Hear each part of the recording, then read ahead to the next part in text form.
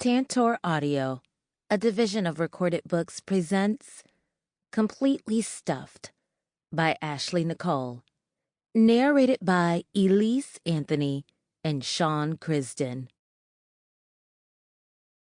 1. Leslie. 4th of July. How did we end up here again? I wondered as I tried my hardest not to come. Don't get me wrong, I planned to, quite a few times. But, he'd literally put it in 30 seconds ago. I know there aren't any stigmas about 1-minute women, but I wasn't about to be one. Shit like that is why dudes walked around boasting on their sex game. I needed to hold out for a good 3 minutes, but I could tell already that wasn't going to fly. Not when my thighs were already quivering. Not when my back was already arching off the bed on its own volition. Not when my abdominal muscles were contracting like my potassium was low. Most importantly, not when heat and tingles radiated from the area he was digging out like seismic waves from a 5.0 magnitude earthquake. He must have sensed it, because he hooked an arm under each of my knees, pushing my legs up higher, fighting to keep them open. I was not expecting to end up here when I woke up that morning. I was simply excited about the annual Mason July 4th cookout. I attended my first the previous year and was not disappointed. Honestly, I'd yet to be disappointed by anything the Mason clan did. They knew how to party and cook, so of course I'd come back for the cookout. My father was out of town on a fishing trip with my uncle, which saved me from another dismal meal at his home, courtesy of his wife Barbie. My brother was out of town on business, as usual, which left me free to spend the day with my friend Taylor and her family, current activity included.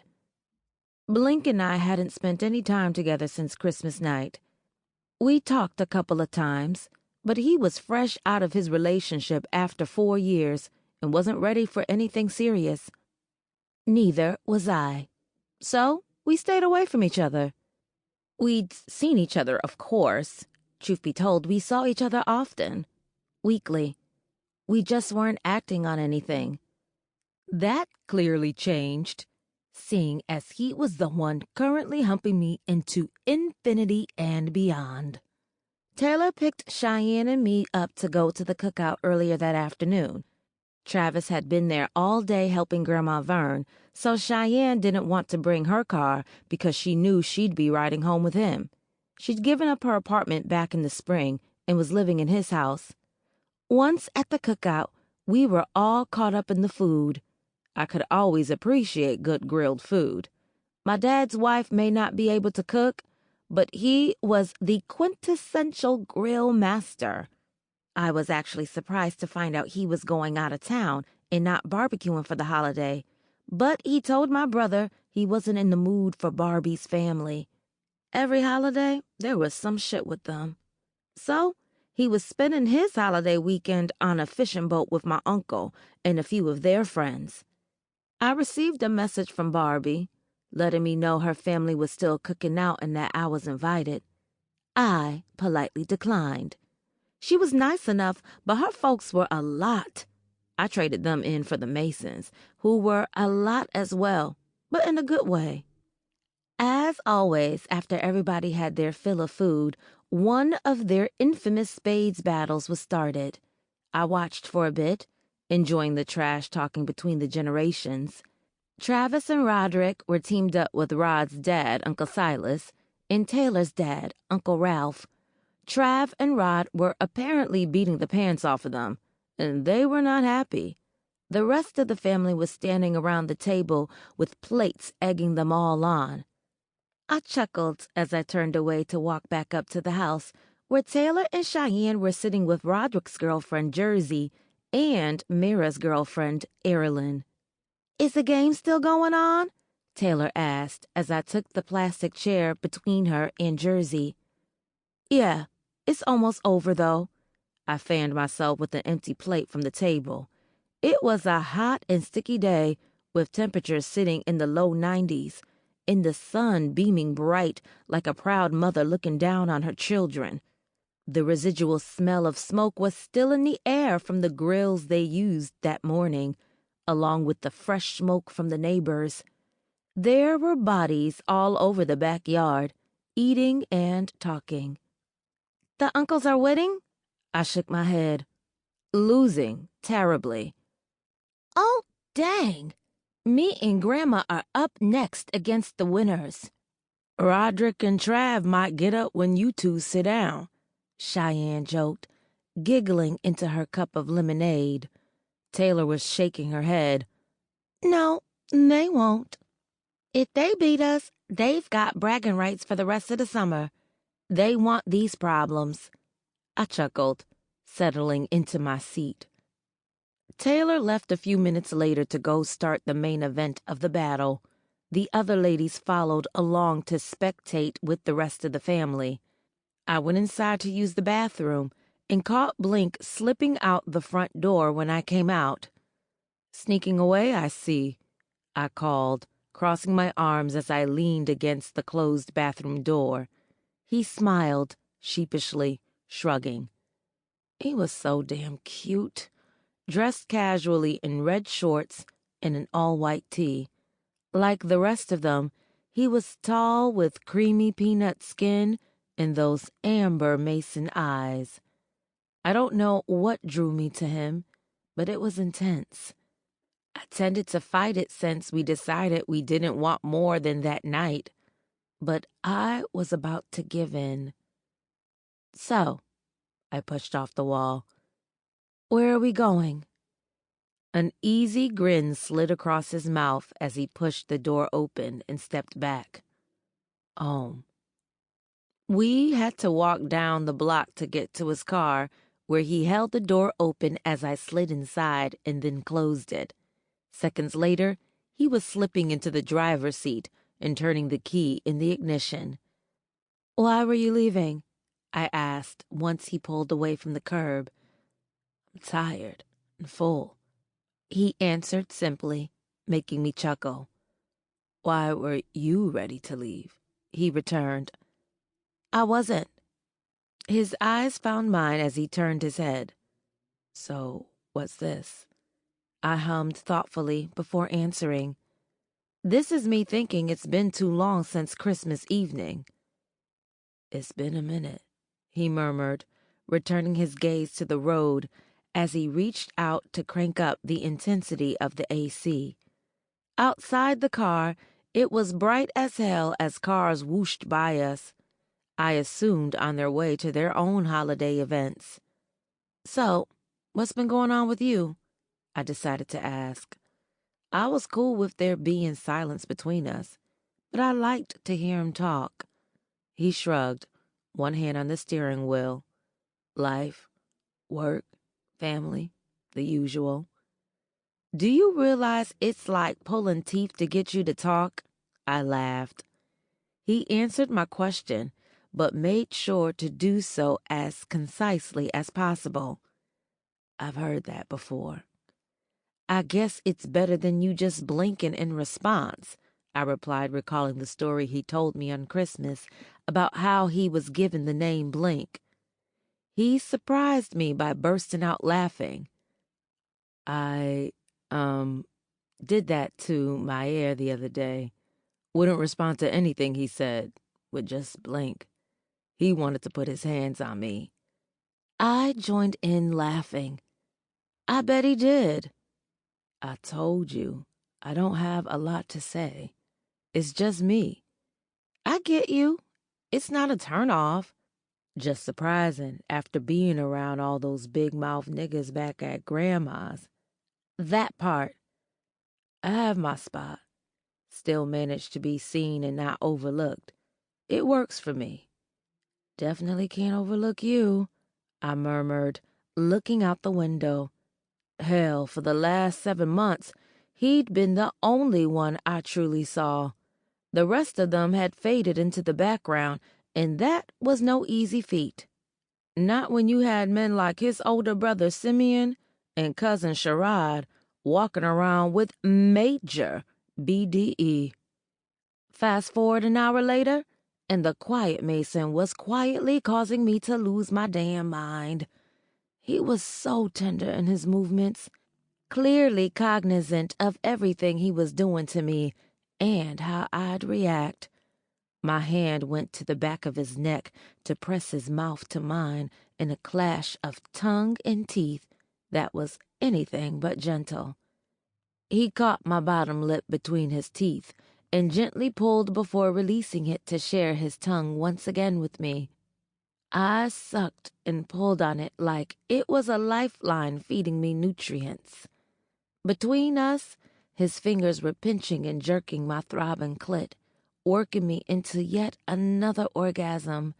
It hit me that his affinity for saying less was probably why he wasn't taunting me about popping off the way I was. I hated guys who did that. Whether they were doing what they were supposed to do or not, just shut the hell up, fuck me, and leave. If anything, I wanted to hear Blink taunt me. I wanted to hear how good it was to him. Wanted to feel his growls of pleasure rumbling through both of our bodies. He didn't share them, though. Fortunately, there were other indicators of him enjoying himself. The way he inhaled with his nose pressed to my neck before biting me there. The way he gripped my thighs as he lunged deeper and deeper. Or the way he pulled back to peer down at me with his lip trapped between his teeth before delving back into my mouth for a kiss. He was for sure enjoying himself. That went on for the rest of the night, with us refusing to stop to see the fireworks. Enough sparks were popping off in his bedroom. The next morning, he dropped me off at home with a toe-curling kiss and a promise to see me around. I hoped it was sooner rather than later because what he'd just given me might as well have been a sample. As I was walking into the house, my phone vibrated with the text in the group chat with Taylor and Cheyenne. Taylor, morning, folks. Cheyenne, morning. Morning. Taylor, Leslie, where'd you disappear to yesterday? I bit my lips, trying not to smile.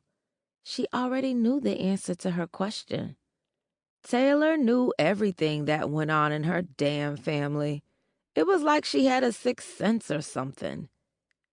Taylor, we were looking for you when we saddled up to go see the fireworks. I saw some. Taylor, you sure you didn't blink and miss them? Nope. Eyes were open all night. Taylor, gasp. Cheyenne, Taylor, shut up. LMAO. Cheyenne, y'all trying to go get breakfast or what? Where's Travis? Cheyenne, doing a super secret celebrity tattoo. Got up early this morning to drive down to the city. Taylor, you know I'm always down for breakfast. Leslie, you Blink awake yet? I'm very much awake, as well as in my house alone. Thank you very much. Taylor, how long you been that way? Shut up and come get me.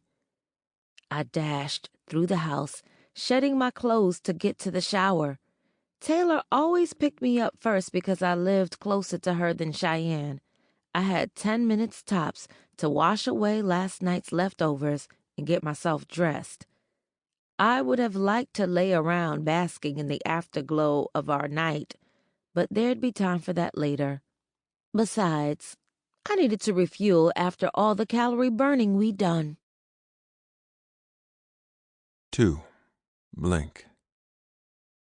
I knew I should have left her where she was. I mused, watching as my ex Willa sauntered across the bar towards us.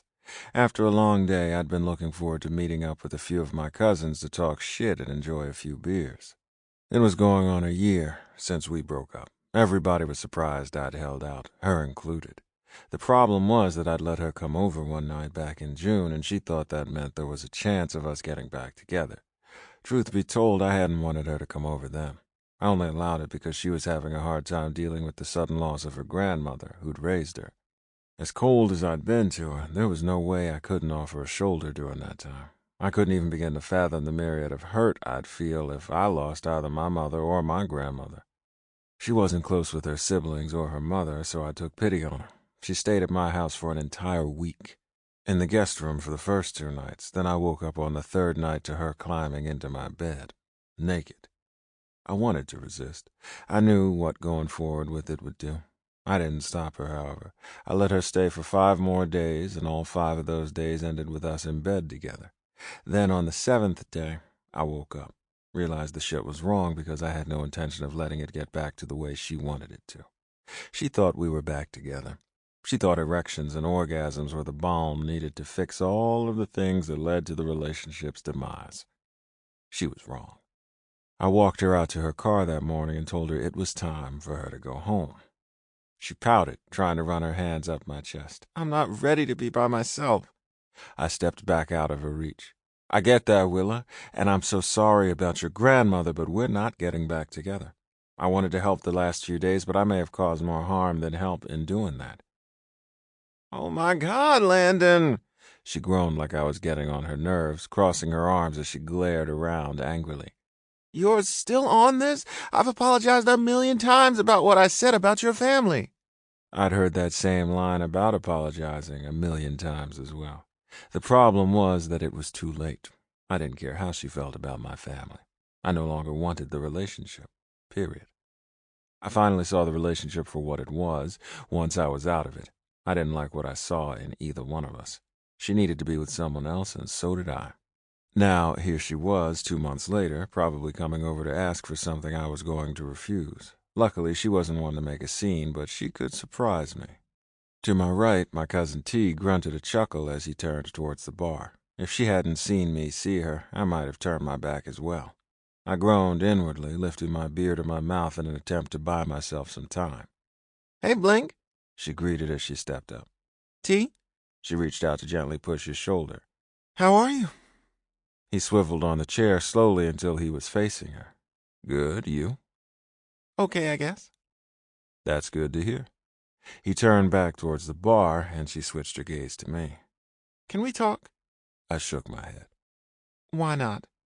I didn't say anything, choosing to shake my head again. We'd been over this more times than I cared to remember. I'd repeated myself more times than I cared to acknowledge. She knew how I was about going around in circles over shit that wasn't going to change. Yet she still tried. "Is your mouth not working?" she hissed angrily, clearly exasperated with me already. My brows dipped questioningly, begging her pardon. That was another thing. She liked to forget she wasn't my mother. We each had ways of dealing with conflict, and where mine was silence, hers was yelling and hurling nasty accusations. Seeing she was getting nowhere and probably remembering just how quickly I'd shut her out, she readjusted her approach, pointlessly. "Landon?"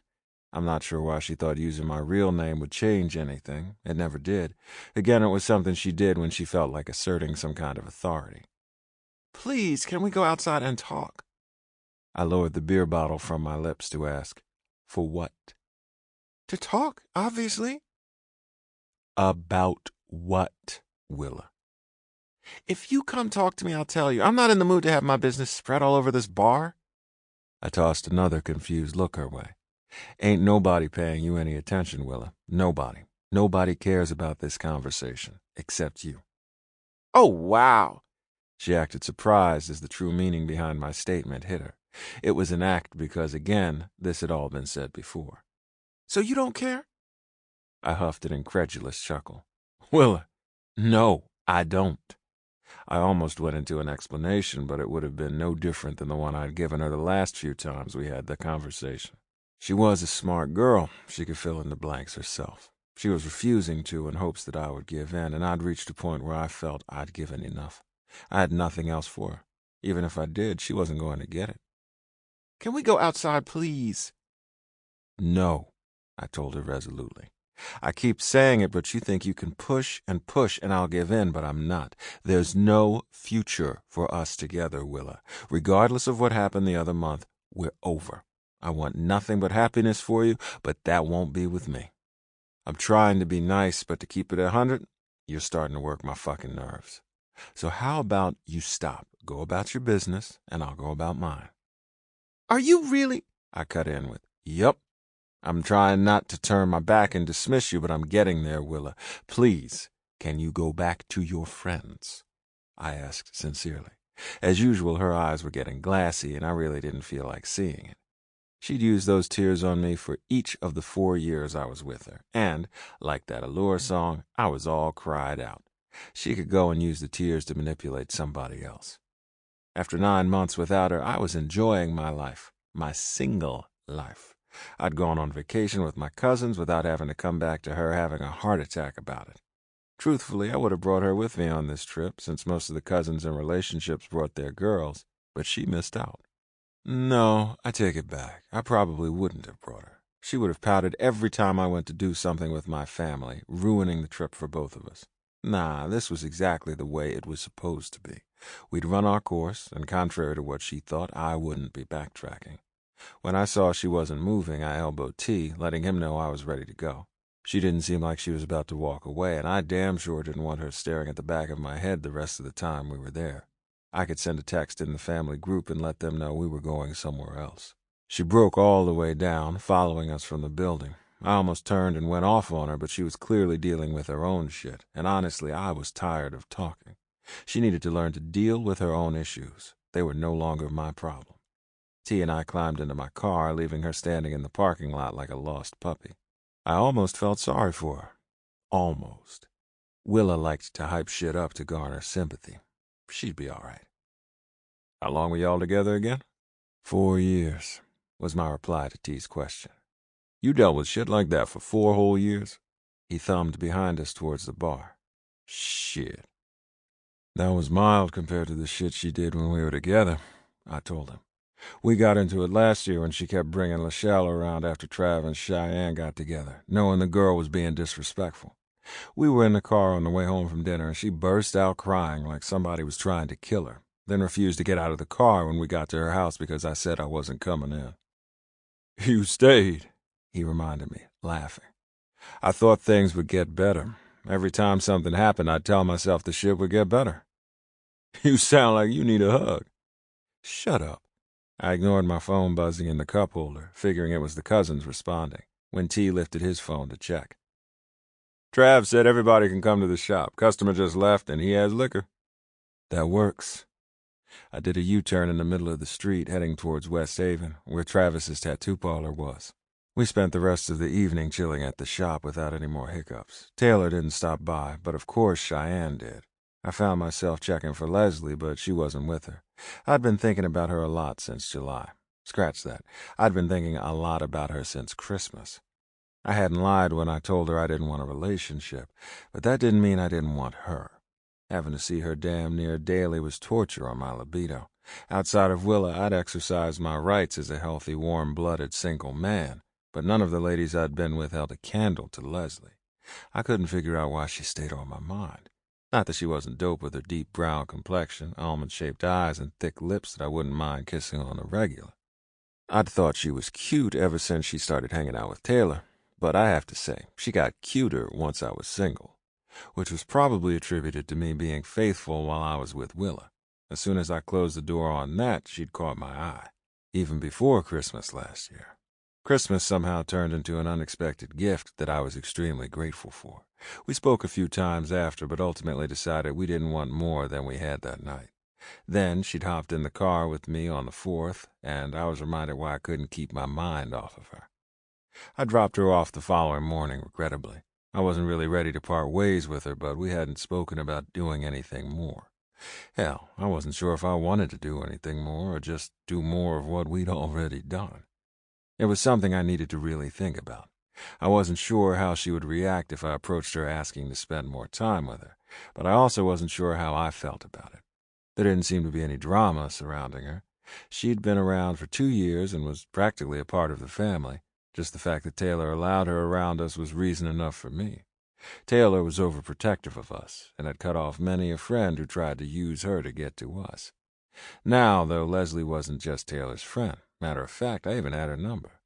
I navigated to her contact in my phone, staring at it through the little buzz I had from the drinks I'd imbibed over the evening. I tapped to navigate to a text message, pausing to check the time before typing it out. You up? The 3 dots popped up almost instantly, letting me know she was replying. Leslie. Yup. And just like that, I had plans for the evening. After leaving the shop, I stopped at home for a shower and was right back out. I knocked once at her front door, sliding my hands into my pockets to wait. The sound of her feet hitting the floor as she came to the door followed, and seconds later the locks were being disengaged. Then she pulled the door open. Hi, she greeted, turning to walk back inside, leaving me to close the door.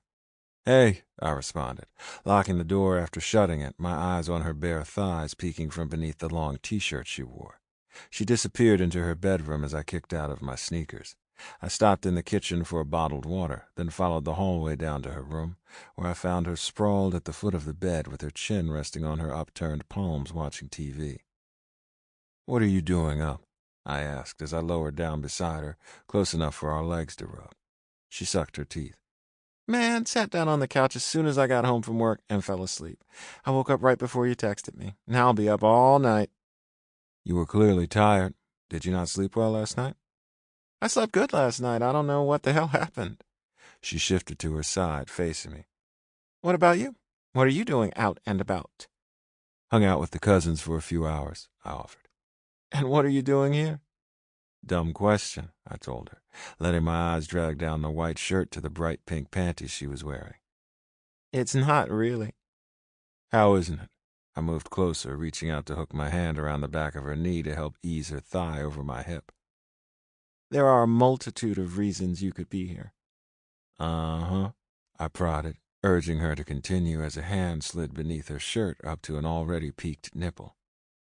Well, you could be here to borrow a cup of sugar. Maybe your cable is out. Her words faltered as I gently rolled a hardened nipple between my fingers. What else? I urged, using my other hand to hold her hips in place as she ground against me. I was never a dry-humping participant growing up, but she made the act enjoyable. She sucked her teeth, whining. You don't have any hot water. You wanted to borrow my refrigerator. I don't fucking know. All wrong, I teased, easing her onto her back as I slid between her legs. I'm here for you. Never crossed my mind, she told me breathlessly, continuing to grind from below. So, give me the sugar and send me on my way. I leaned in for a kiss that to me was sweeter than anything I'd ever tasted. Her legs automatically went around my waist as I dropped down onto her, offering my tongue that she readily took, gently sucking as she kissed me back. I ground back against her, ready to remove all barriers between us. She clearly felt the same way as she began trying to push my shorts down. I wasn't about to stop her. Eventually I moved to help, ridding myself of my shirt, boxers, and shorts, which left her still clothed. That didn't last long. As soon as mine were off, I dragged her panties down her legs and kicked them away. She sat up long enough to shed the shirt and grab a condom from the nightstand closest to her, then eased back under me, forcing me to extend my arms on either side of her as she worked to open, then slide the condom over my dick. She settled back with her legs splayed, one hand between us, guiding my dick where she wanted it to go. I played at her entrance for a few seconds, excited to find her ready for me. I didn't play long. Couldn't. I wanted her. Had been wanting her since I dropped her off back in July. When I finally lowered into her, her body came up off the bed to meet me. She once again locked her legs around my back, restricting how much I could pull out, forcing me to have to gently rock against her. I ground against her, causing quite a bit of friction against her clit, and in no time she was tensing and grunting beneath me as she blasted off, her hands squeezing my biceps for dear life. All I wanted was a cup of sugar and to borrow your refrigerator, I taunted, gently sucking her neck. Shut up, she half groaned, half giggled. Her hands came up to grab the sides of my face and guide my mouth from her neck to her awaiting lips. Then she started engaging her pussy muscles, squeezing my dick like it was the last bit of lotion in a squeeze bottle, and I was fighting not to nut. Now we were in a battle, with her coming and gripping me tight enough to push my dick all the way out, and me pile-driving into her to stay in. She grunted and sobbed out her release as I tried to stay in the game, but the shot clock was running out on me quickly. I could practically see the numbers racing down towards zero as I... Sample complete. Ready to continue?